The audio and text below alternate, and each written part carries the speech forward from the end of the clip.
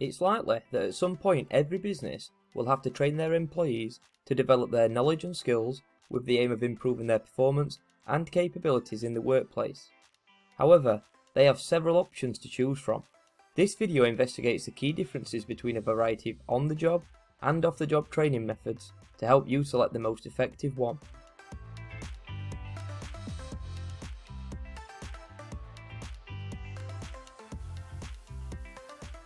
When a business is looking to develop the knowledge and skills of its employees, they often turn to training. However, a business can choose to train their employees on the job or off the job. But which one is better? Well, it all depends on the scenario, the type of employee who needs the training, and the skills or knowledge which you need developing to support the business.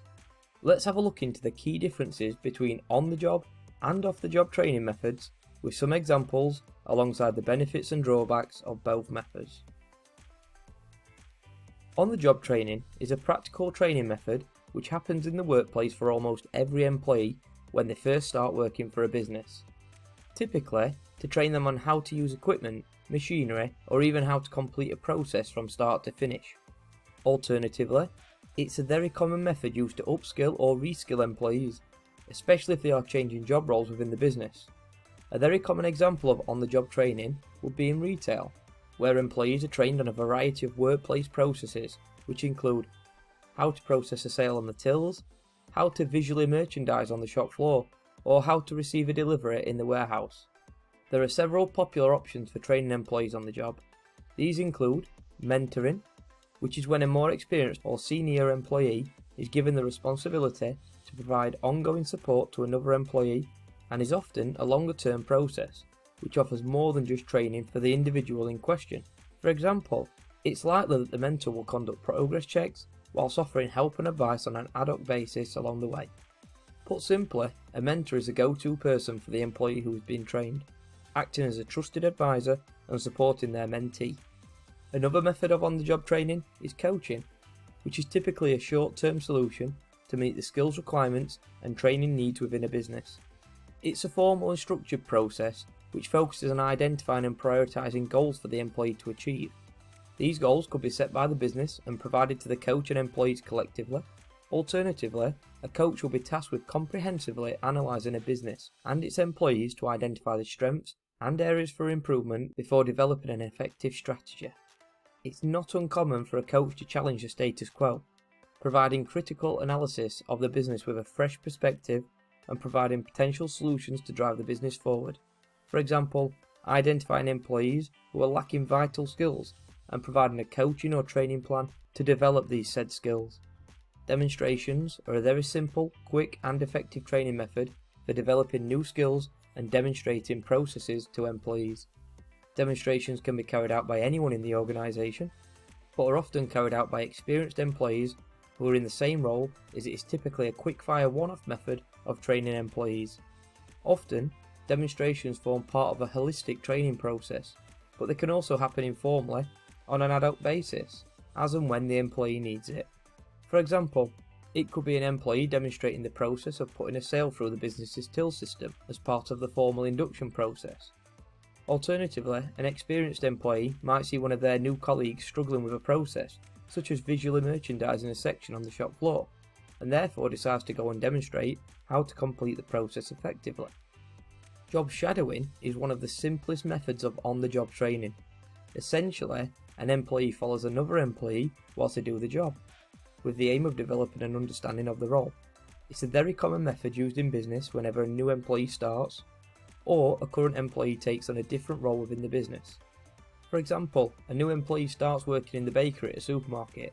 Therefore, they shadow the current employees who work in the bakery to gain an understanding of the role, how to use the equipment, whilst observing the technical processes required to perform in the role effectively.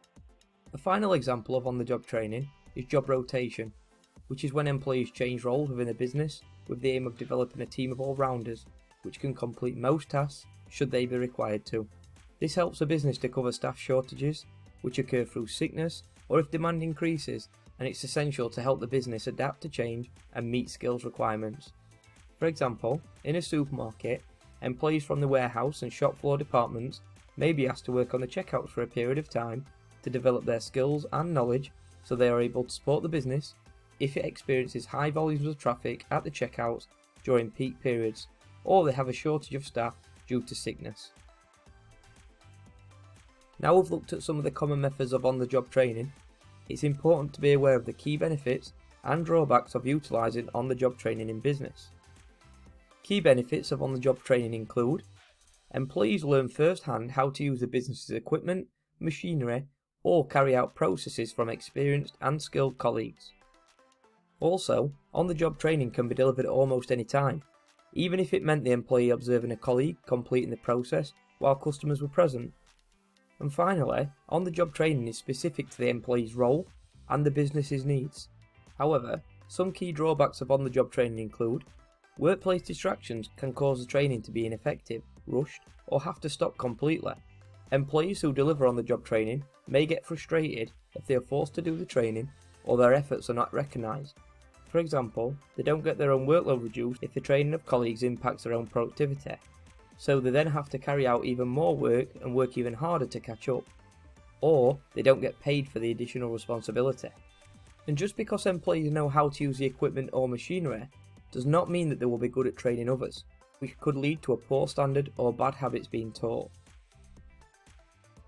Off-the-job training occurs when an employee receives training away from their usual workspace and job role.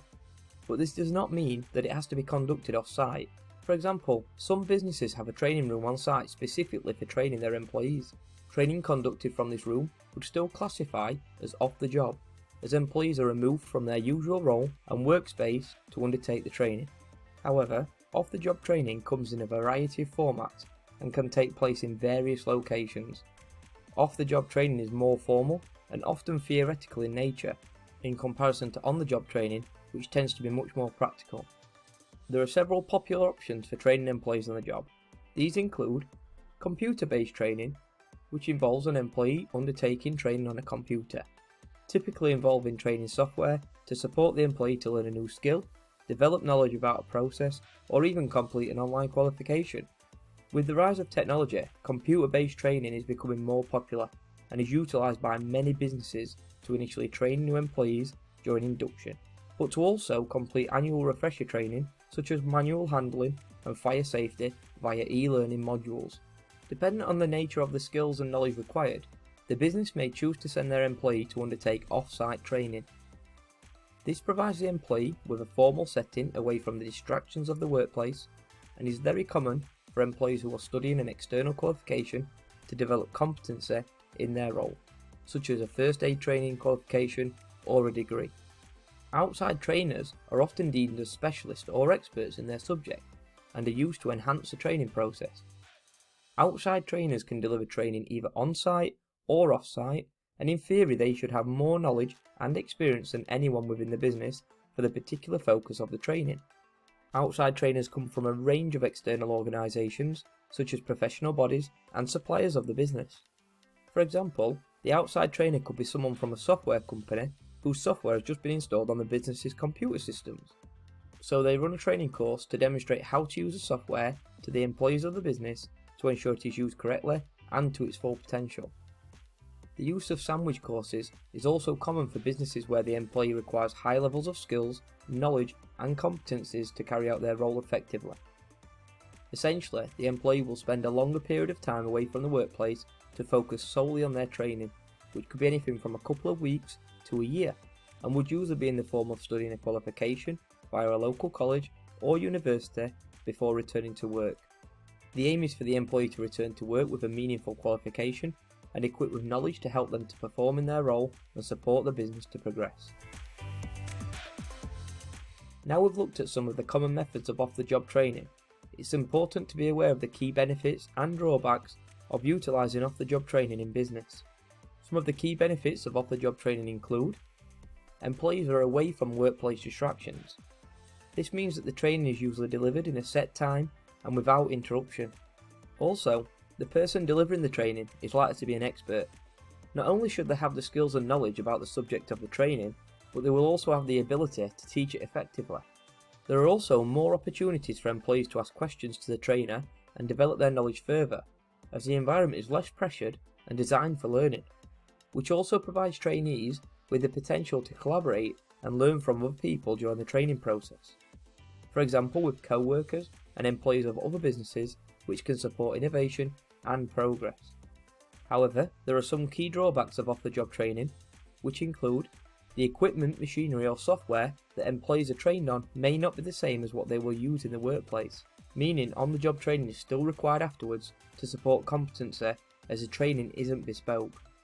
Also, employees are away from their usual workspace, so they are completely unproductive whilst undertaking training in comparison to on-the-job training, but the employer is still paying their wage, which means off-the-job training often costs more money, as it is typically delivered by an external training provider, and the business might have to cover additional expenses alongside the cost of the course, such as food, travel and accommodation. So that's it, the key differences between on-the-job and off-the-job training explained. I hope that's helped, and if you want to learn more about business, don't forget to subscribe to Two Teachers on YouTube to see our weekly video uploads on key business topics. Thank you for listening and all the best.